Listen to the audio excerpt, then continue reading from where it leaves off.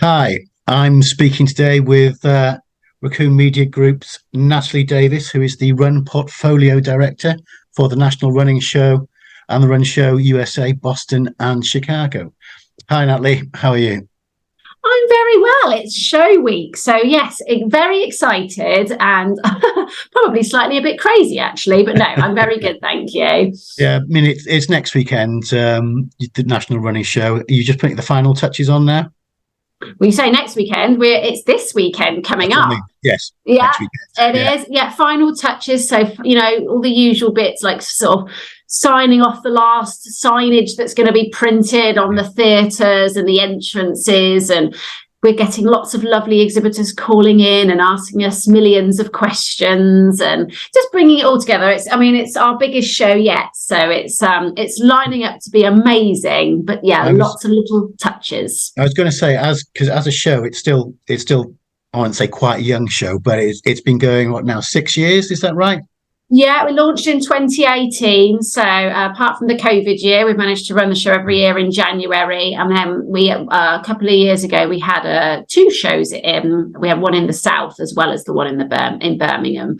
So it's been running a few years, but it's probably about quadruple the size it was when it first launched. Well, I was going to say it seems to have got bigger each year. I mean, you seem to have tracked. I mean, the first year in itself was a success because I believe there were people queuing out. It was one in, one out. There's so many people trying to get into the show that that's why it got bigger the next year.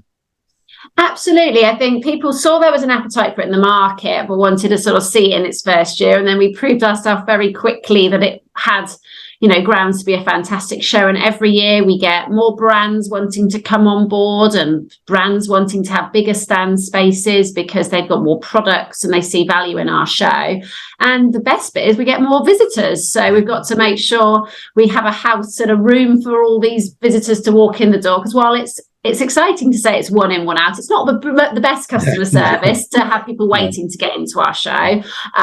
There's still very much the queues at the door at 9 a.m. when we're waiting to open and everyone runs in. But it's going to be a beast of a show this year. We're very, very excited. I mean, how many brands have you got at the Birmingham NEC this year? So there's going to be about 250 exhibitors, partners and sponsors. So that's our biggest year. I think last year we had about 210, 220. Yeah. So, a little bit more. But also, as I say, some of the brands are taking even bigger space as well, which is brilliant. I mean, over the 2 days, you've got a kind of a host of events and speakers. I mean, I think you've got about 55 speakers actually taking part in the event. I mean, that sounds just a little bit kind of, wow, how are you going to fit everything in? Well, yes, content's massive at our show. So our runners love to come along and listen to their heroes speak or to listen to like really interesting content about, whether it's trail running or how to get into running. I think the premise of our show is you're a runner no matter how far or fast you go, and there's something for you at our show. So we've got 3 stages at the event. We've got the inspiration stage, which is where the big names that you may the household names like Colin Jackson, Dean Canazes, Dino Asher-Smith, Ailish McColgan, Ewan Thomas, all those guys and many, many more on the stage.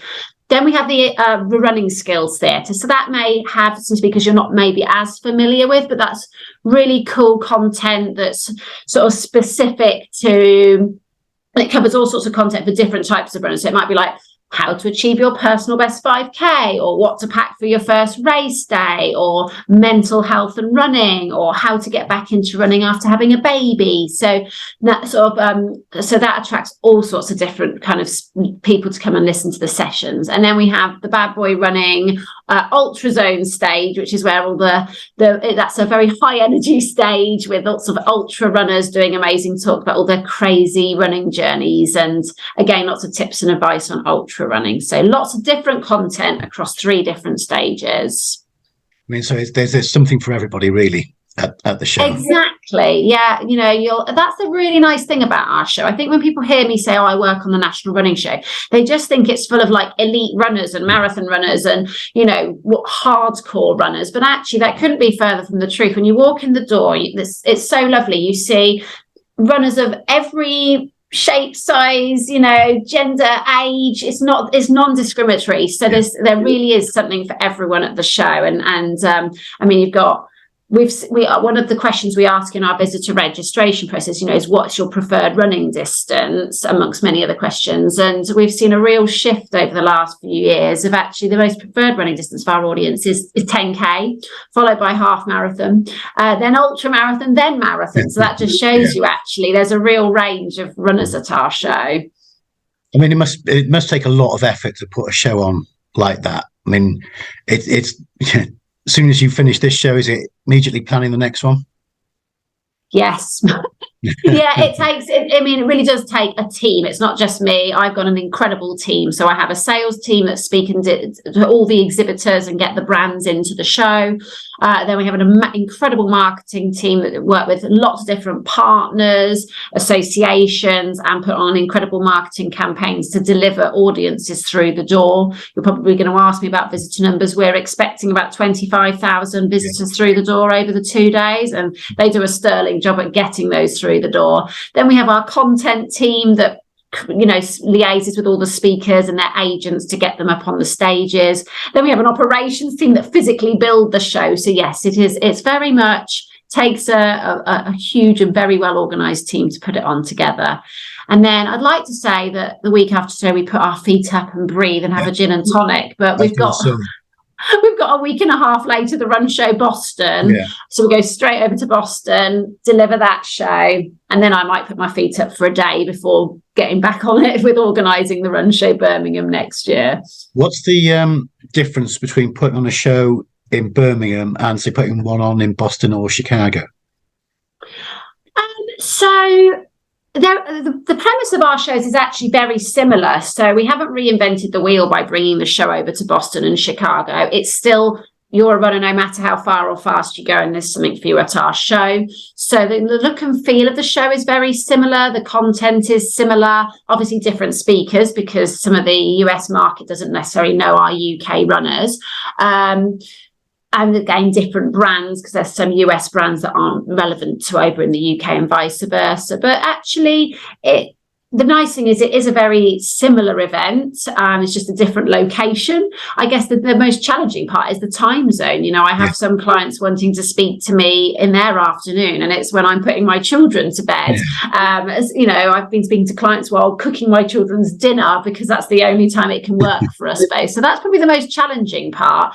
But actually, because it's the same premise of the event, we kind of know what we're doing, and we do a brilliant job in the UK. And so it's been relatively straightforward picking it up and putting it in the US markets. Well, that's great. I mean, you must enjoy it, otherwise you wouldn't do it. I mean, from what I've seen of the show and what I've heard, is that it's a fun, welcoming, all-encompassing show that, people just go to, turn up, and just enjoy the day. Absolutely. And what we're seeing is, so when it was first launched, it was a much smaller show. So people were there for, half a day or all day to listen to the content. We're seeing more and more people making a weekend of it, because there's just so much to do. And I think the nice thing is about the running world is it's a real community. So we have so many run clubs turn up in groups, or there's these virtual run clubs that never met face to face, and then they arrange to meet once a year at our show. Or there's lots of runners are linked with each other on Strava or social media, and they're constantly supporting each other through digital platforms. So then this is their one opportunity a year to meet on site at the event. And so people are there literally all day and all weekend now, which is really lovely. Well, we say we're one of the biggest community meetups of the year, because we don't have a race. I mean, if you want to go for a run, you can, but it's all about just being in the hall, listening, learning, being inspired, connecting with the run community, buying some cool stuff and trying loads of new things out. So yeah, it's very much a fun day out. Well, I have seen on social media that some people are kind of going to London, they're going to meet up, they're going to go for a park run in the morning, and then they're going to go to the show after that. So as you say, people can go for a run if they want.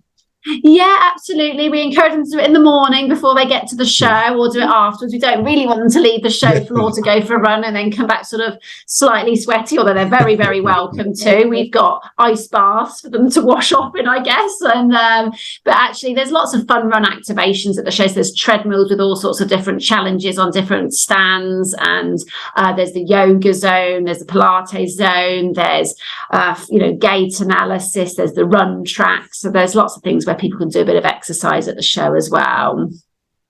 That's great. Well, I wish you all the best and good luck. I hope you don't get too stressed out between now and Boston. And by the time Boston's finished, you can put your feet up and have a bit of a rest before you have to start again.